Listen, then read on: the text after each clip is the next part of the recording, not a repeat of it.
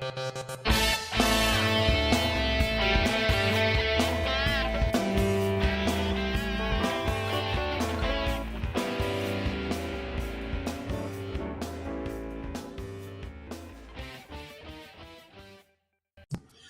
we're going to talk about a topic near and dear to my heart. It's one of human centric leadership. Now, there have been examples over the years of what I consider good leadership, but this particular example I am going to take out of Simon Sinek's new book, Leaders Eat Last. In this particular excerpt, demonstrates the level of human centricity that companies can reach. This is a simple story of one company, Barry-Wehmiller, one CEO, a gentleman by the name of Bob Chapman, and the market crash of 2008.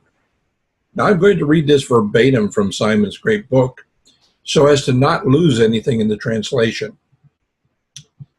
When the stock market crashed in 2008, like so many other companies, Barry-Wehmiller got hit pretty hard. The old-fashioned American manufacturing company that Chapman was transforming saw an almost immediate 30% drop in machine orders. The company makes large industrial machinery, the kinds of machines a large packaged goods company would buy to make cardboard boxes for their products. The machines that Barry-Wehmiller makes are among the first to get cut when a company slashes its capital expenditures budget in hard times and opts instead to make do with their aging machines. Now, Chapman and his team were faced with a blunt truth. They were no longer able to afford to keep all their employees. They simply didn't have the work or the revenue to justify keeping everyone on board. And so, for the first time in a long time, the subject of layoffs was raised. For many companies, the option would seem obvious, even if unsavory. But Chapman refused to sack people simply because the company was having a hard year. More and more, he came to see his company as a family, as a group of people to serve and keep safe, and not just as a labor force to be used to serve the company. We would never dream of getting rid of one of our children in hard times, he says. If anything, the whole family would come together, maybe suffer together, but ultimately work through the hard times together.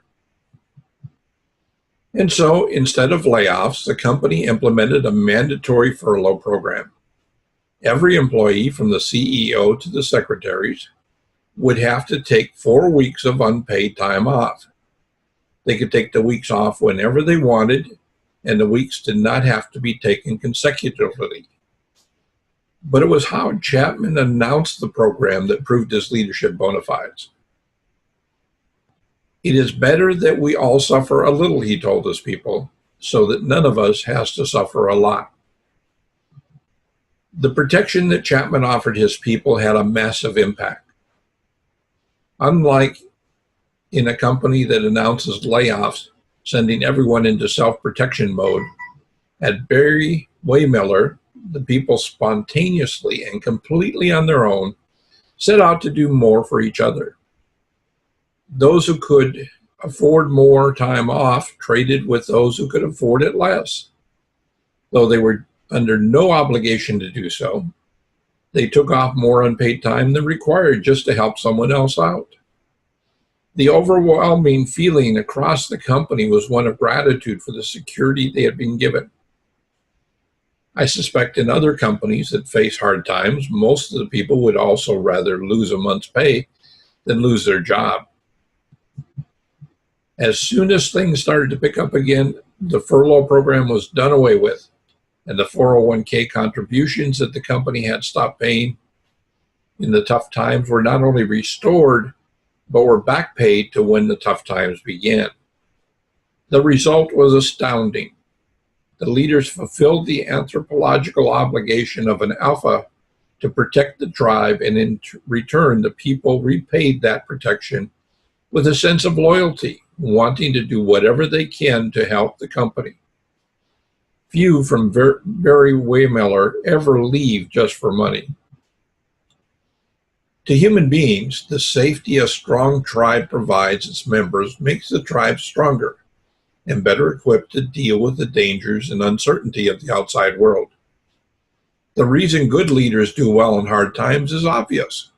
Their people willingly commit their blood, sweat, and tears to see the tribe, the company advance and grow stronger. They do so not because they have to, but because they want to. And as a result, the stronger tribe, the stronger company, is able to guarantee a greater sense of safety and protection to even more people for even longer. Fear, in contrast, can hurt the very innovation and progress so many leaders of companies claim they are trying to advance with every reorg. Now, this story is very close to my heart because I dealt with a similar situation when I was running a retail discount store in the 1970s. I had been directed, as a store manager, to close the store due to financial difficulties and a bad economy within the next 120 days. As part of this process, I was to immediately terminate 50% of my staff. Now, I knew this would create a hardship on many and generate a mass of bad will within the ranks. So I met with everyone and asked a simple question after I explained the situation. Would you rather I execute the terminations or create voluntary hours cuts for everyone so that you could stay working while you look for a new job? Needless to say, they opted for the latter option. What was remarkable, we met the dollar requirements for payroll reductions while actually invigorating the staff. I have never had so much fun working with any other group of employees than I had with this group during this time. People stepped up to the plate to fill in when someone found work and left, so it became a great experience in collaboration.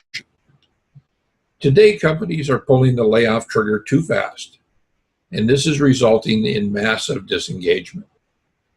It's time to regain the honor of work and the trust between leaders and workers. If we can help you establish this, please check out our website at http://rwme.us today. And on behalf of Transformative Leadership Group, we thank you for listening today and look forward to more exploratory sessions in the future.